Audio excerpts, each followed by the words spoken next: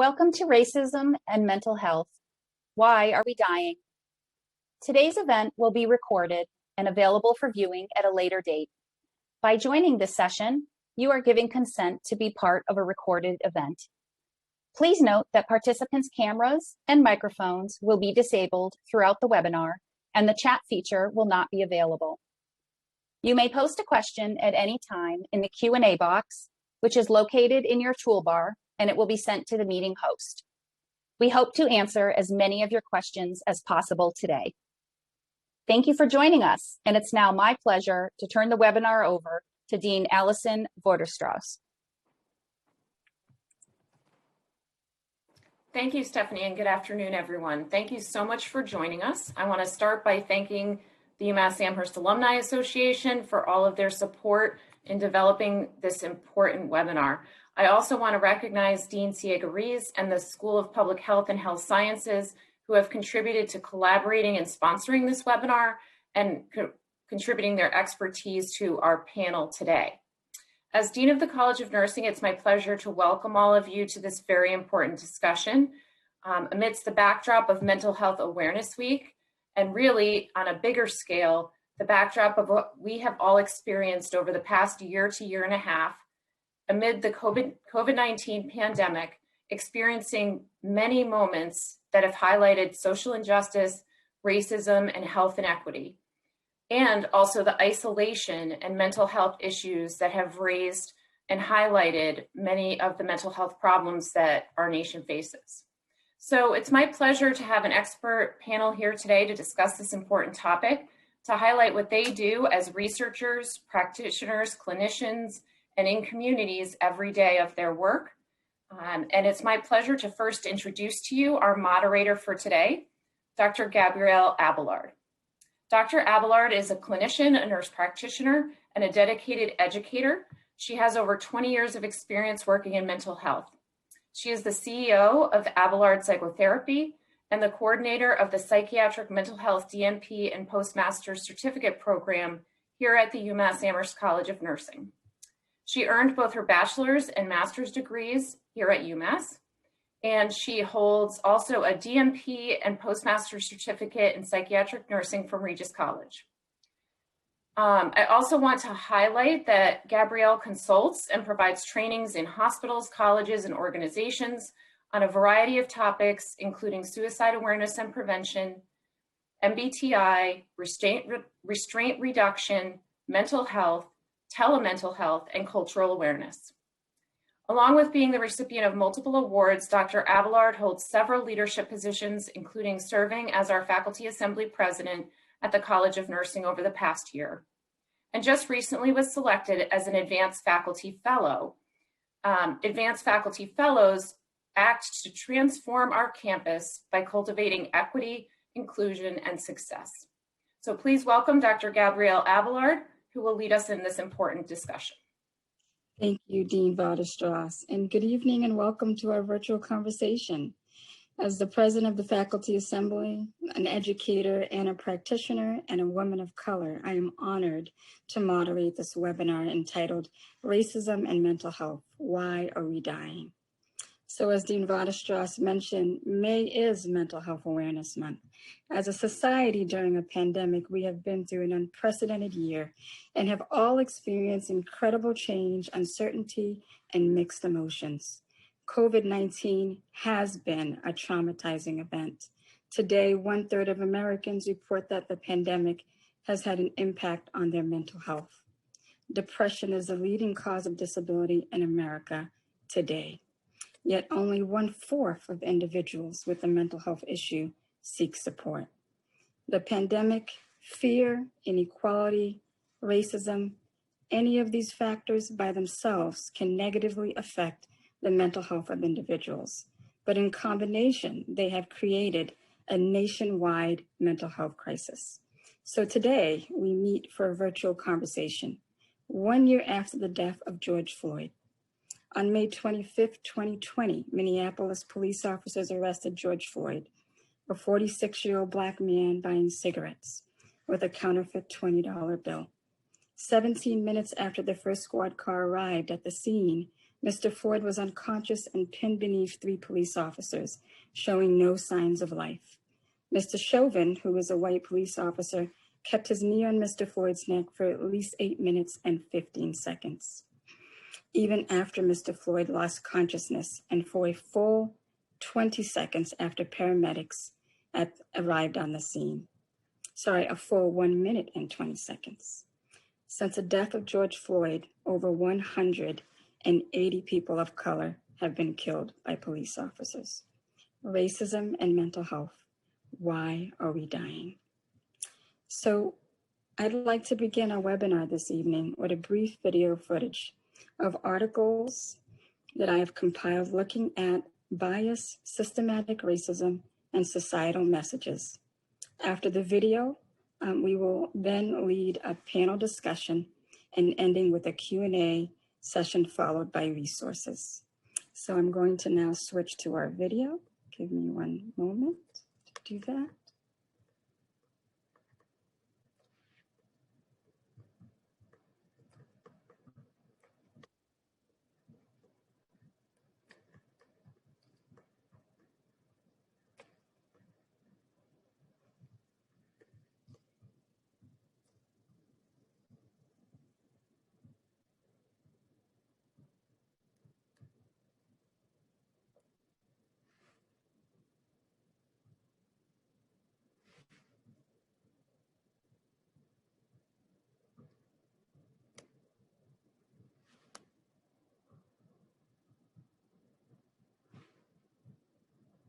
Skin. I have questions for you about these pictures of different children. After I read the question, I want you to Point to the picture that fits the story.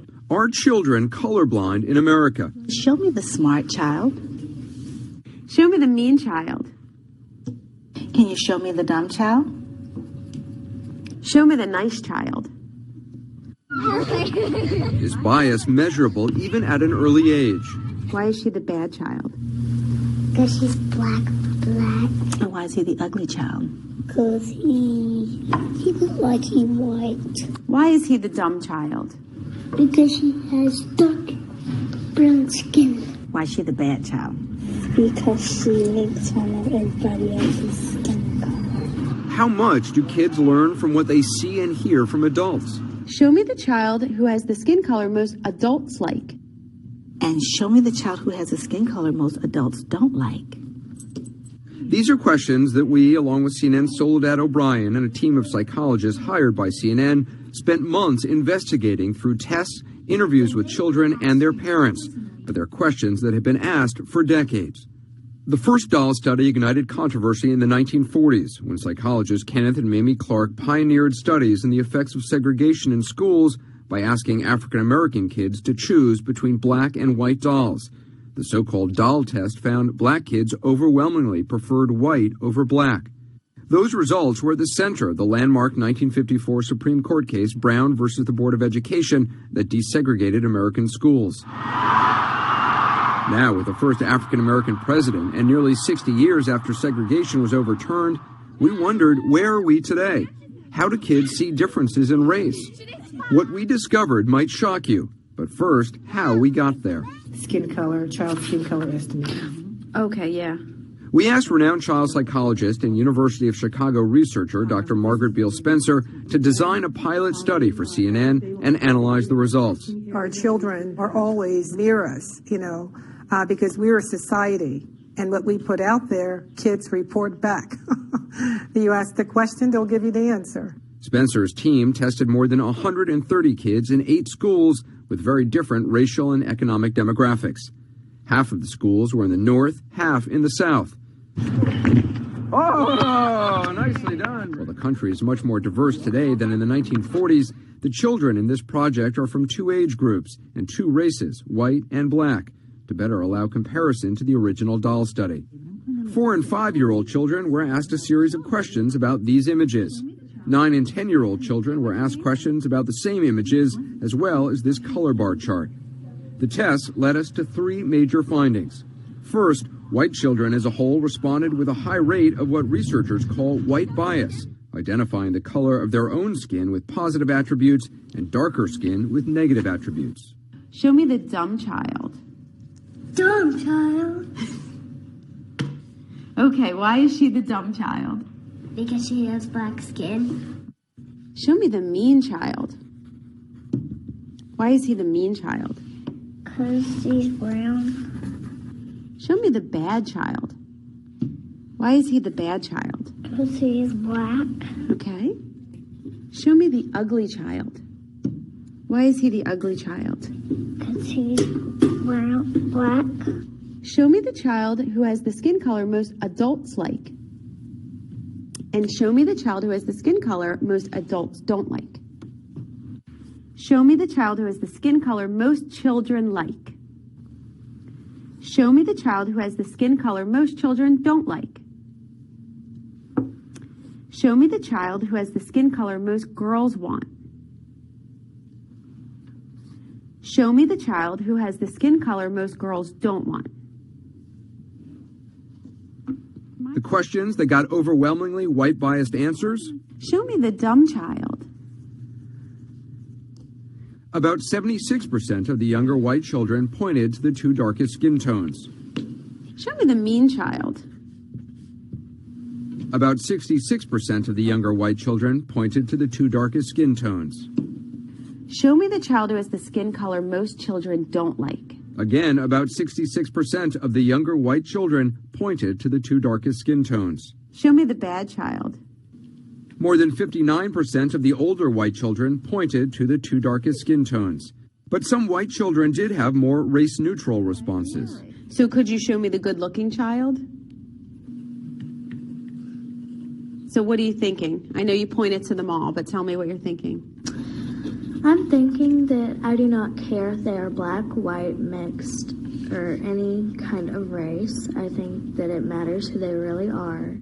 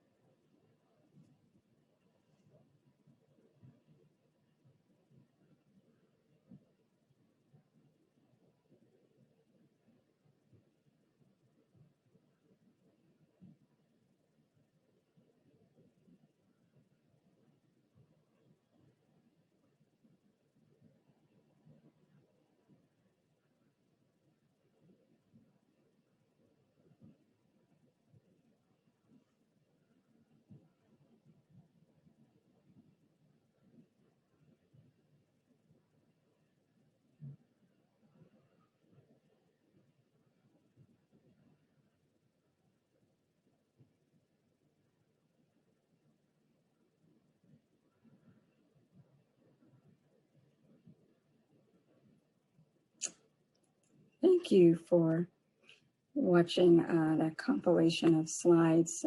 One might ask, you showed a video from 10 years ago. A lot has changed. Well, I asked how much has changed.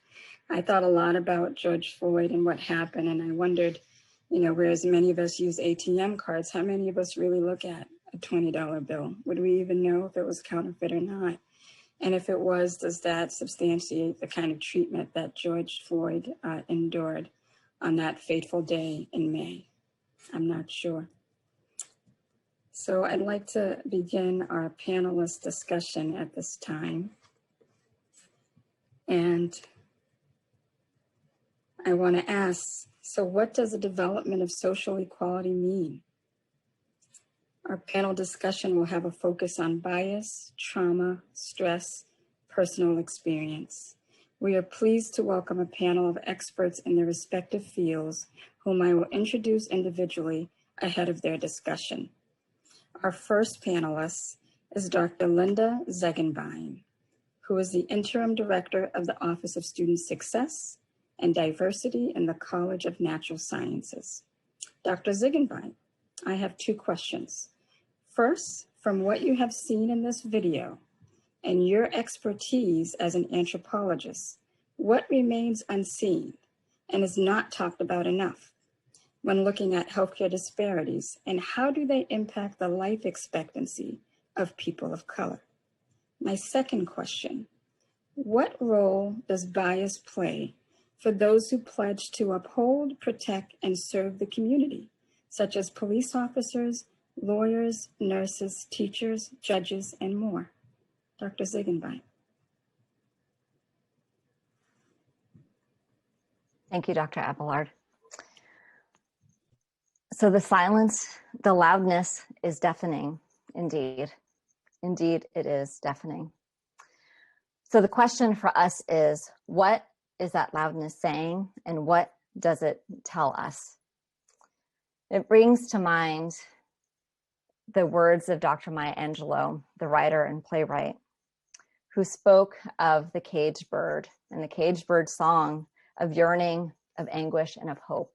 And she says, the caged bird sings of freedom.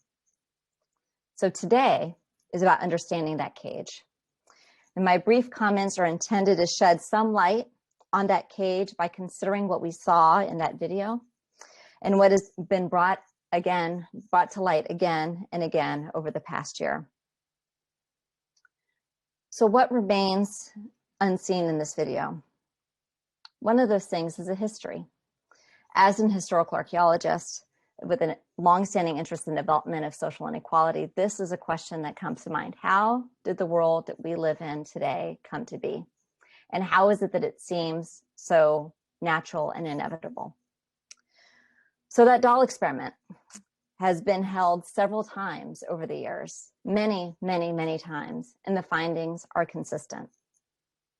Black children prefer and equate those white dolls with higher value. This is a video that I've shared with the classes I've taught over the years, and it always makes my students cry. This experiment breaks your heart. And indeed, I would say that if you watch that experiment and you are not moved to tears and heartbreak, that perhaps the care you need is from a doctor or a medical professional that is being trained by the College of Nursing and the School of Public Health and Human Sciences. But why does that break our heart, right? Seeing those children again and again rejecting themselves and rejecting those dolls that look like them is devastating. But what it gives us an insight to is how incredibly pervasive and injurious racism is. Those children do not choose the dolls that don't look like them because of some inherent quality that they hold or some inherent understanding that they have that who they are is lesser, right? It is because of what they were taught. And this, for those of us who are the adults in the room, right, this is our lesson and our charge. And truly, this is our shame, right? That these children continue to hold these beliefs because of us, right? And the truth is that racism is a water in which we all swim. That original doll experiment was held by two Black scientists because they had to prove how injurious racism is. Let's take a moment to think about this. The 1940s, what the United States looked like, the throes of segregation, and that scientists had to say, no, this is harmful and it is harming our children in order to have some legitimacy to the claim that people are harmed by racism.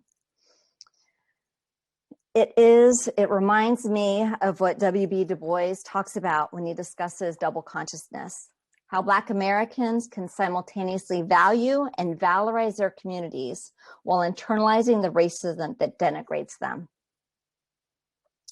Right, and I think that what we need to do, the question is not, are we biased? Do we have racism? But really the question is, how does bias show up in my life? How am I perpetuating it? And what can I do to end it and to change it? Right, and the thing to remember too is all of these lessons, right? These things that the children learned, what we see on the news, what we see in our communities, that this is all an artifact. It is a creation. And because it is created, it can be uncreated, right? And it doesn't take a big thing. These things, as an historical archaeologist who has studied this, the world that we live in came about through many, many, many small acts. And it can be undone, and a different future envisioned by many, many, many small acts. So what we saw in that video was a broad sweep, but that focus was on what has happened over the last year. What we didn't see was how long those acts have been taking place. Ahmaud Arbery and George Floyd were not the first, and they're not even the last men who've been killed by the police. We also didn't see the impact on young people, on students of color. My office, the Office of Student Success and Diversity in the College of Natural Sciences, works to support and advocate for students from historically marginalized populations. My students are students who look like the young men who are being brutalized by the police. My students look like the young men who are being murdered. As an Asian American woman, my family members look like the women who are slaughtered in Atlanta. Martin Luther King Jr. told us that we have two Americas, and I would argue that we have two UMasses. Most of our students are concerned. Many of our students are able to put this concern aside. Some of our students cannot, and they brought that into those classrooms. And it's not just our students, it's our faculty, it's our staff. I can tell you, as someone who taught immediately after the Atlanta shootings, that my students knew that I was dealing with trauma. And this is killing us, right? This racism that is in our body as chronic stress. It is a wearing down of the spirit, of the body, and of the heart, right? This adrenaline, this cortisol that races through our body is wearing us down. And it shows up in the different life expectancy, right? The 11-year gap between Black men and white men. And it is generational. Female children are born with the eggs that they will have, which means that the stress that a gestating woman carries not only impacts her fetus, but also potentially will impact her grandchildren. This is accumulated stress, and this is all our responsibility. So then, what role does bias play in terms of those who pledge to uphold, protect, and serve the community? They are afraid. And I say this actually with sadness as the sister of a police officer, right? And this isn't solely a law enforcement issue, that we have agreed that our cultural logic states that Black and brown men are threats. And so just yesterday, we heard a sheriff in North Carolina saying that a Black man in a car that is not moving is entitled to, that police officers can have deadly force against them. This is a reckoning that we all must have. And so in closing, what I want to talk about is the other thing that is not captured, which is resiliency, the strength, and the ingenuity of communities of color. That for as long as these acts have been perpetrated against us, that we have risen and that we have resisted and that we have worked together. And I think the charge for all of us is to come together and to consider how we can build a different world, one that is more just, one that is more equitable, and one that allows all children to grow old. Thank you. Thank you, Dr. Ziegenbein. I appreciated a lot of what you were saying in terms of impact and how one piece influences another. I next would like to introduce Dr. Luis Valdez. Dr. Valdez is an assistant professor the Department of Health Promotion and Policy at the School of Public Health and Health Sciences. Dr. Valdez, going off a little bit on what Dr. Ziegenbein was saying in terms of impact, I would like to know a little bit more about your research and your findings and how it pertains to long-term stress and how it affects us both internally and externally. Dr. Valdez. Hi, everybody. Thank you. I just wanted to say thank you very much first to the organizers for setting this event up, and just remind us, just watching the videos and listening to the previous speaker talk, just also to the attendees of this talk, to know how re-traumatizing it is for us to sort of try to take us on this journey. And not to say like, I hope you leave with something, but I really hope you leave with something. I'm gonna share screen here. I can't actually tell. Can I get a thumbs up from somebody if the screen is sharing? I can't actually tell if it's being shared. Thumbs up, yeah? Not yet, Louise. Not yet, okay. There we go. How about now? Yes. Wonderful. So I wanted to prime us a little bit with a piece of important information to help contextualize the core of what I wanted to convey. So if the question is, how does long-term or chronic stress impacts our health? The first point is that we see stress and chronic stress in particular as a key mediating factor that links macro level social cultural forces to micro level behavioral factors that really lead to this negative physical and mental health outcomes, and negative as well as negative social outcomes. But I'm going to come back to this point. For the purposes of my work, I consider stress I consider stress as a functional impact of the adverse environmental exposure. So stress-inducing exposures can include routine pressures related to family or work, significant life changes, or something like being stopped by the police, traumatic event, discrimination, social isolation, exposure to violence or natural disasters. And a thing to consider is that the degree of the impact that a stressful life event has on us is really dependent on our innate or acquired ability to cope with that stress. Another really important point is that not all stress is bad. And so think of what you need when fleeing a predator, right? So I say that in quotes. So your pulse quickens, you have faster breathing, your muscles tense, you have increased brain activity, and this is really meant to increase your potential for survival of a stressful event.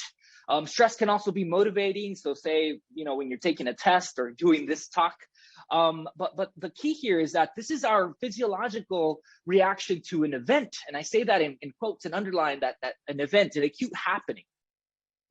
The HPA axis is a neurohormone feedback system between the hypothalamus and pituitary glands and of the central nervous system and the adrenal glands that are right above our kidneys.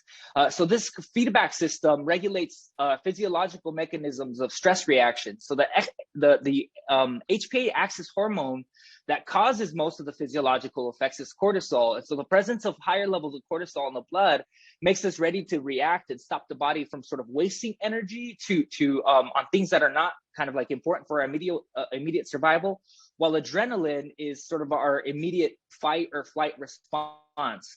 And while not all stress is bad, a chronic strain on our body from stress may contribute to really serious health problems. So think of that quickened pulse, the faster breathing, the tensing muscles always happening, always on, the feeling of fleeing a predator all of the time. So that's what racism and discrimination has the bodies of folks who suffer from racism and discrimination have, at a constant high level of cortisol. So this constant stress, the body, with constant stress, the body never receives a clear signal to return to normal functioning, which has an effect on immune, digestive, cardiovascular, sleep, and reproductive systems.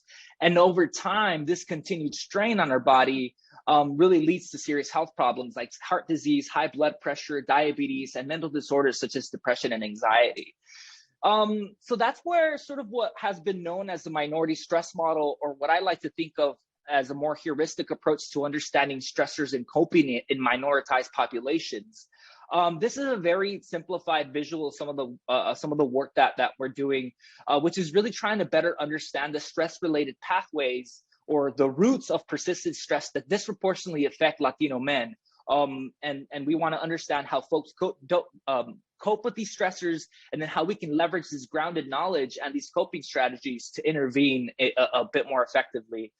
And I should add that this is supported by empirical data that my team and I are working to analyze. We conducted interviews with 40 low-income mostly Puerto Rican Latino men in Springfield metro area from October 2019 to January 2020.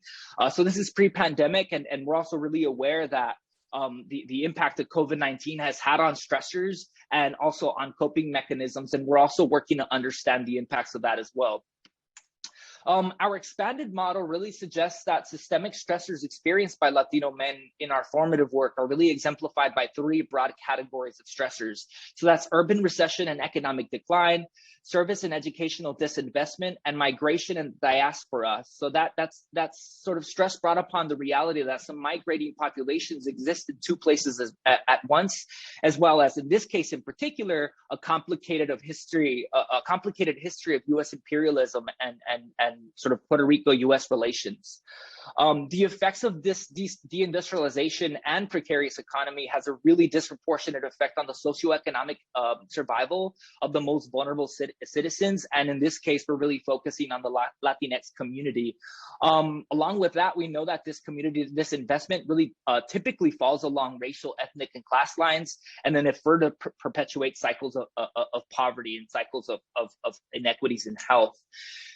Further complicating the matter, Latinos in the U.S. face a really unique stressors compared to non-Latino white counterparts due to the language use, where they were born, fear of persecution due to immigration and authorization status, disproportionate exposures to unjust police practices in all these minoritized communities, being followed in a store or denied employment, housing, denied healthcare, and receiving inadequate education and medical services. And then to further complicate, just really looking at this nested model is in discussing interpersonal stressors, we need to center the construct of patriarchy and its effects on all of us, but in this case, Latino men. Adherence to behavioral traits perceived to be masculine, such as self-reliance, expressions of strength, and emotional disconnectedness, can really result in maladaptive life stressor coping behaviors that sometimes lead to higher levels of depression, stress, as well as alcohol misuse. But there's hope. There's hope when looking beyond the obvious need to eliminate sort of systemic stressors that I've mentioned before. We've been able to see that social connectedness, which is sort of like the perceived and actual connection to others, should be considered as a key dimension of health because of how consequential it is to the impact of quality of life. Being socially connected in meaningful ways is really important. And civic engagement, the process by which people take collective action to address issues of public concern while building capacity to make a difference, has really proven positive impacts on social connectedness and individual behavioral health outcomes in this population. So there really is a way to intervene at the community level in ways that strive to diminish this individual impact. And we're going to talk a little bit more moving forward about some of the ways in which you as the folks that are here and all of us can collectively get involved to try to do something about this. Thank you. Excellent points. Appreciate that. Kind of going off of what you were speaking to in regards to the impact, and I'm really wanting to know what next, what can happen next, what can we do about this? And we have another panelist, Dr. Tuitt. Dr. Khadija Tuitt is a certified psychiatric mental health nurse practitioner and the president of the Western Mass Black Nurses Association. Dr. Tuitt, given that we just heard of how long-term stress can impact us both internally and externally, can you tell us more on why are we dying and how can we make a difference systematically? Thank you, Dr. Abelard. First, let me say I'm very honored to speak on this topic, not only as a Black woman, but a mother to Black children. And so this topic affects not only me, but my children and my community greatly. And so why are we dying? I think that one of the leading causes is that our trauma and our death is not looked at as trauma. And trauma and stress are causing long-term damage, as Dr. Ziegenbein has said, from childhood, with long-term effects. So what does this mean, right? Let's take, for instance, the George Floyd incident, the COVID vaccines and everything that's happening today. Our trauma is not looked at as trauma. As a matter of fact, even with George Floyd, the moment any of us are victims, we're automatically turned into the criminal. So our trauma is criminalized. We're not allowed to grieve or to show pain. And so when we're looking at our trauma, it's often placed back on our community. And our trauma, the way it's affected is that what happens to us is our fault. It's dealt with in our community and we have to absorb it. And so there's no space for it to go. Dr. Ziegenbein talked about the effects on the body, and Lewis talked about, Arturo Valdez talked about the effects of trauma and the long-term effects on the body. So George Floyd, we're seen on TV, there's no escape. We're the victim. If there had been any other victim, if it was a rape victim, you would never see their trauma displayed over and over and over again on TV for entertainment. That is not through a trauma-informed lens. We are looking at what's happening to us as a problem, and a problem that we've caused, and a problem that we have deserved or done something to have this end result happen to us. It is the criminalization of our trauma, and there's this inability to escape. So why are we dying? We're dying because we're not seen, we're not heard, we're not received, and there's no space or place for us to put this pain. Before we leave our homes, we have to prepare ourselves for what that looks like. We have to hide how we're feeling to make others comfortable. All of that inability to escape causes more trauma, causes more pain, causes more negative and ill effects to our bodies, causes more health disparities. And then there's a question of who gets offered what services, who gets offered what support. You know, we look at so many different issues that affect Black and Brown communities. We have the pandemic, we have healthcare disparities, we have gun violence and trauma, and how is that received? You know, oftentimes our children are trauma when their resilience comes up in negative ways, they're quickly criminalized. Our children in our school system, the first thing that you see is high amounts of money being spent on surveillance. This money is not being spent on community services. It's not spent on teaching us and our children how to deal with trauma and coping. And so the end result is more trauma is induced, more pain is occurring. So how do we make a difference systemically? How do we break this cycle of trauma so that everyone can have a different lens and look at it in a different way? And I'll say it starts at the top. If you are working in any institution or any organization and the leaders at the top all look the same, then I will say that you are operating in a racist structure. You are operating in something that is very likely doing harm to large groups of people because you don't have equal representatives there.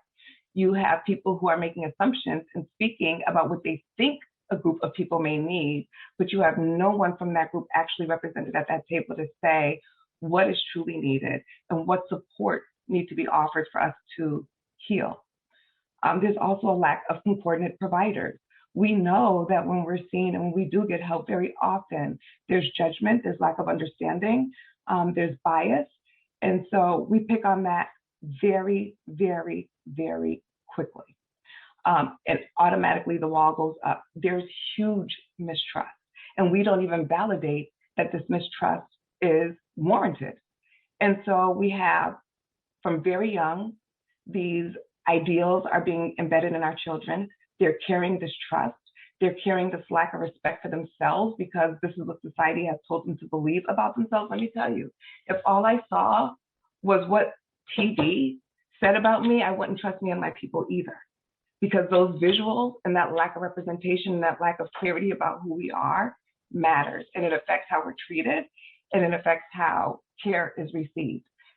How many times do our children suffer from gun violence They walk into a hospital with their friends. Where's the support? Where's the service? That's trauma. Instead, they're scrutinized, they're interrogated, they're investigated, and there's no support. So turn back to the community with the same trauma. So how do we change it? Look at where you are. Look at your structure. I don't care if you work in a hospital. I don't care if you work in an insurance company. I don't care if you're working in a school. Who is at the top? Who's helping make decisions? And do they look like the community they're supposed to be helping? If not, they're not diverse. They're not about diversity. They're about the checkbox. They're about making sure diversity is in the fringes, but not embedded in the fabric. Are you doing this to help us, or are you doing this for the accolades that it will give you in the end? Right now, it's very popular to be working through diversity. This is a hot topic, but what does that mean? And what is the goal, and what is the mission, and what is the vision? So I would say, look at your leaders, look at your organization, find out if you don't see yourself represented in a committee that is making decisions for you and groups of people that are going to be affected. It is your duty to get to the table. It is your duty to find a place to be there. And if not, then you need to challenge that organization on what they call diverse and what mission they're actually trying to accomplish. Excellent. So thank you. Thank you. And thank you, panelists, for that very reflective discussion. Certainly, I know many of you who are watching, have a lot to think about in terms of what you're hearing. We've already heard some suggestions from our panelists in terms of what we can do about it.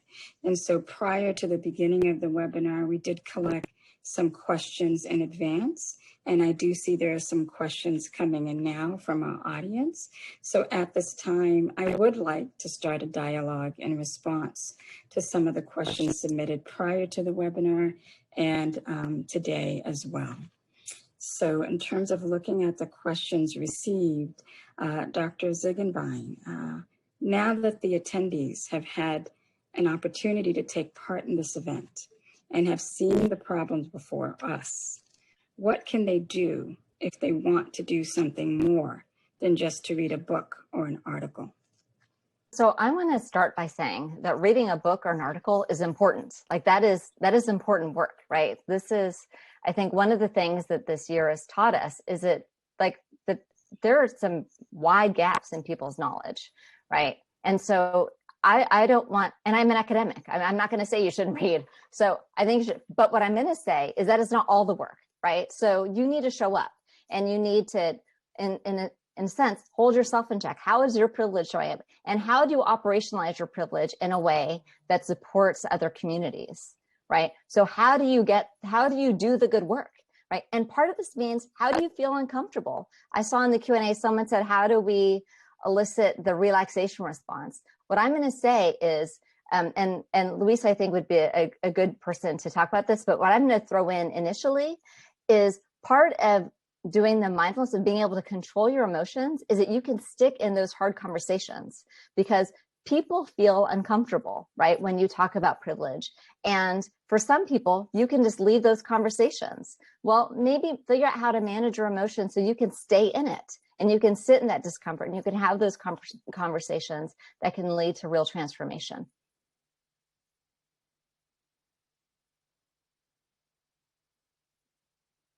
Luis, I'm gonna ask you to answer the second part. Yeah, I mean, so I just want to clear that what the second part of the question was, and that is how do we, what are there community organizations? Is that? No, Luis. No. Question in the chat regarding the relaxation.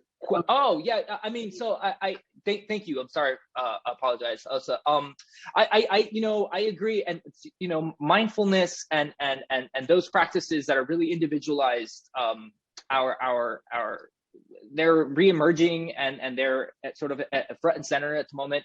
But the reality is that a lot of this is structural work. Is really things like we can't be pushing mindfulness on folks that are just trying to get by and trying to survive. I mean, mindfulness is great, but when things are happening externally, it doesn't matter how long I meditate, I'm not going to be able to turn the other cheek when my water is leaching toxins, or when I'm facing disproportionate police practices, or when my housing is falling apart, or I'm being kicked out of the home that I lived in because my community is being gentrified, or I don't have access to food. And so like mindfulness is great, and those of us who are interventionists are putting that into our intervention practices. So don't get me wrong, part of what I do is really practice puts us into practice. But at the same time, for us to try to collectively push mindfulness on folks, we need to be, us that have more privilege, we need to be mindful about the ways that we carry ourselves in our communities, when we go to the store, when we interact with folks. That's where the mindfulness comes in. It's not so much about relaxation, it's about introspection and knowing which ways you move through the world that are racist. Thank you for that, Dr. Valdez. You made reference to community, and we do have a question regarding community. So based on all the work that you have been doing in the community, can you share if there are any community organizations that people can get involved in? Absolutely. Mm-hmm. I'm sorry. Yeah, absolutely. And so I made like a small slide here.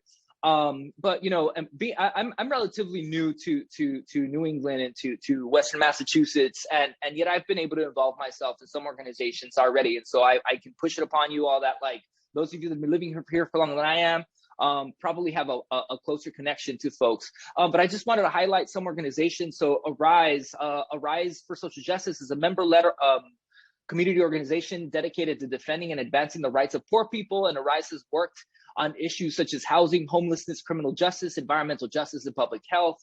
Gardening the Community is another incredible community, and it's a food justice organization engaging youth development, urban agriculture, sustainable living. The Men of Color Health Awareness Program aims to empower men of color to play an active role in healthcare and through health education and wellness classes. I'm really closely connected to this organization with a lot of the work that I do. And one thing that I'll say is, like, every single one of these organizations needs funds. And so the least you can do, right? So like the bottom line is, like, beyond introspection and beyond anything that I'm selling, reach into your pocketbook and donate some of those funds, because the reality is that most of us that have privilege have earned those that benefit from systems that have pushed other people down. And so, like, take a little bit of that benefit out your own pocket and put it in the pockets of folks that are going to benefit a little bit more than you can from it.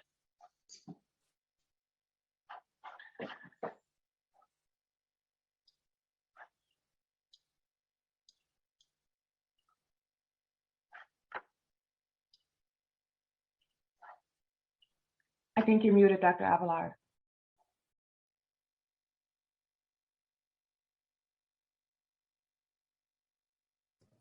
Thank you. So yes, we've talked about many different points during this webinar, and I'm just noticing some of the messages in the chat as well. And I'm wondering from you, Dr. Tuitt, how do we address some of the disparities in mental health services within our communities? Dr. Valdez began to share some of his examples, but how do we do more? And you're muted now, Dr. Tuitt. I think Dr. Valdez made a very good point when he talked about funding. And I think it raises the question when we talk about defunding. And when I say follow the money, because I think there's a misconception that defunding means anti-police, and it is the exact opposite. Defunding literally means let's just make sure we are putting the correct resources in the correct place so people can perform the correct jobs that we need for them to do. And I don't think people understand when I say follow the money, $182 billion is spent every year, 182 billion on policing and private prisons. And out of that money, only 12.3 is allotted to healthcare.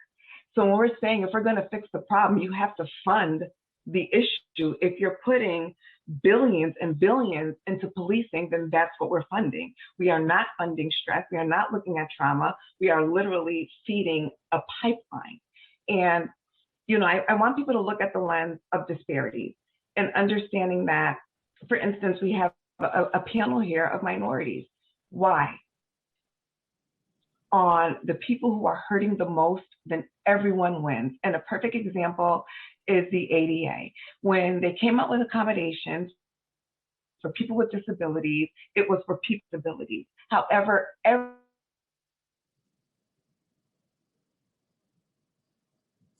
Dr. Tuitt, we may have lost you at reception, so I'm hoping. Whether it was larger seats for, you can hear me now? Yes, thank you. So I think that it's very important to understand that when you focus on who is suffering the most, because you see the disparity lies, then if you heal this population, in essence, every single person heals as well. So it's not like, why are we focusing on these people because X, Y, and Z? It's we need to focus on these groups so that everyone else, in essence, gets better. So how do we heal? And we can't do it and not look at it through a trauma-informed lens. If you look at it through trauma, none of the other politics matter because healing is at the center of what we are trying to accomplish. And thank you for answering that. That was a question in the chat that was submitted today, and the individual had asked, why is there not someone Caucasian on our panel? And so you did make mention of that in order to give the information and impart the message, you have to have people at the table who understand that message. And so, and to the person who submitted that, and perhaps there are others who are wondering the same, if you think about many organizations and you look at who is at the table, oftentimes it is not this panel. And so if we're going to have this discussion, we truly need to have this discussion with individuals who can not only speak to it, and every individual on this panel are folks who are doing this work to help share and impart that information. So I thank you for answering that. And I also thank the person who put forward that question because it is an important question. And it really leaves us to the point of how important diversity is. And there is a question here submitted, and the question states, many healthcare organizations have a diversity and inclusion committee, but are not disseminating data showing current demographics in the organization. Do you think healthcare organizations should show data on demographic progress or lack thereof, or to show outcomes of diversity and inclusion committee initiative? And Dr. Tuitt, I think you spoke a little bit about this earlier. I am curious from Dr. Ziegenbein as well, from her work, what she thinks about this, and I would like to circle back to you, Dr. Tuitt, on it as well. Yeah, so my quick answer is, of course, yes. Like, they're like, you know, why not share it, right? And if you don't want to share it, then why is it that you don't want to share it? If it's because it is a very homogeneous group of people at that table, well, then you need to talk about that and you need to own it and yeah, show the results of what you're doing, right? And also then you can celebrate it, right? If you really take this seriously and you really want to increase diversity, then you can celebrate that. But you don't need, but oftentimes these things are kept quiet because people don't want to share it. They don't want to tell. And here's the secret. Everybody knows. Everybody knows. So you may as well just talk about it anyway.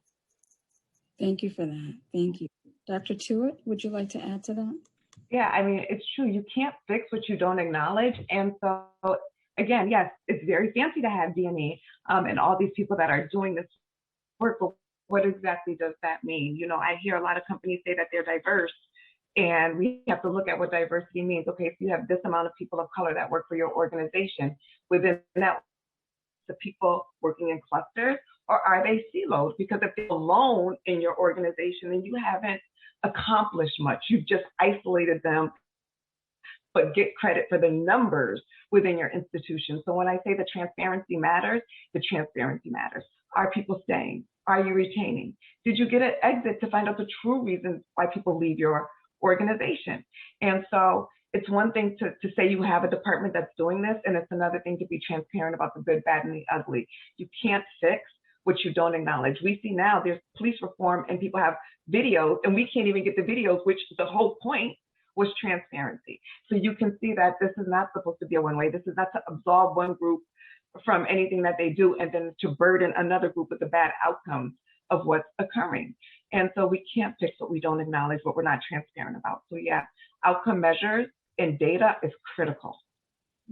I so appreciate you saying that, because I was just looking at a question in the chat that was submitted. The question is regarding data and measurability. So the participant states, thank you very much for this great presentation.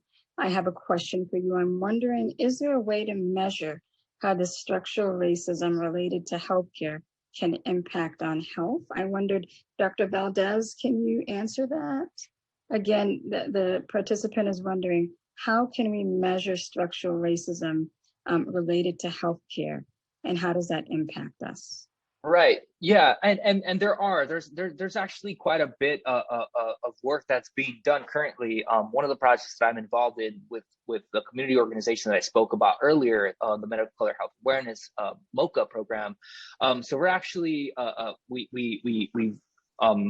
so we're using a variety of measures, but one of the most important measures that we're using is something that I spoke about during my presentation, is really looking at stress cortisol, right? So we talked about how when we have elevated levels of stress cortisol, we're under high amount of stress. If it's chronic, then that builds up in our system. And so an interesting way to measure that is by cutting fingernails. So we actually take fingernails from participants of our study, and we can then they go into a fancy lab, and fancy lab people do fancy lab things, and then we actually get data that really helps us account for the level of cortisol that exists in their system at the time. So for a period of about 10 to 12 weeks from when we collected the nail samples. And so that's a relatively simple and very objective way of measuring stress cortisol. So really measuring sort of the impact of this. And then what we then do is we try to take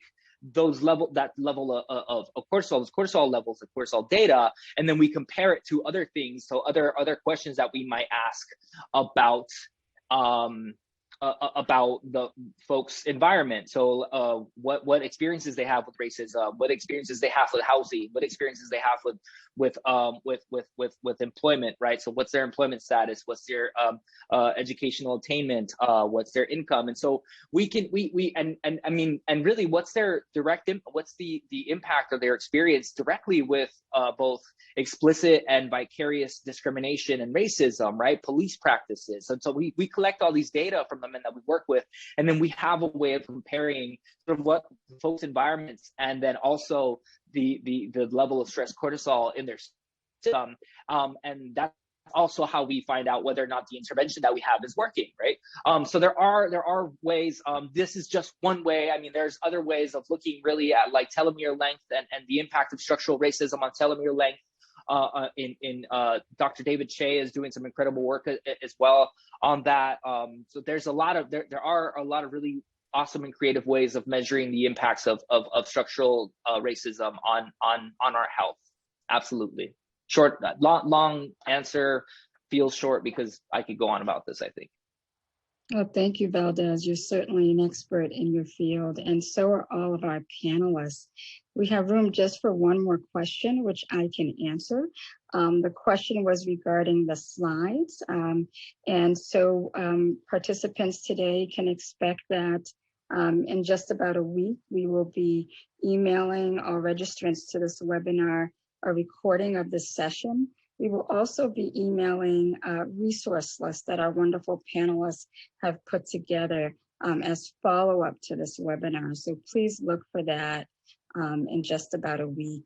And so we'll put up a slide of some resources, and we'll also put in the chat a link to some resources for those who want something tangible today instead of a week.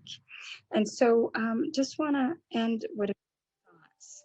So we discuss much, but understand this is a seed in a vast field of complexity where everyone has a stake in addressing bias, inequality, and racism. So to start in my conclusion, I leave you with the many resources we put together by our wonderful panelists, And I want to impart some strategies by Dr. Kimberly Barrett, who recently visited our faculty to conduct a training on calling in instead of calling out. And she shared 3 strategies that we each can use. 1, practice empathy. 2, act with compassion. 3, invite everyone to be part of the solution. Specifically, treat others as if you believe everyone has value. Learn about the rationale behind the positions you oppose from the perspective of a true believer. Be open to changing your mind and show humility when confronting others, understanding that we are still in the process of becoming. That was Dr. Kimberly Barrett. And then I end with a quote from words spoken from Martin Luther King Jr. Darkness cannot drive out darkness. Only light can do that. Hate cannot drive out hate. Only love can do that. I thank you all for joining us this evening. Be well and good night.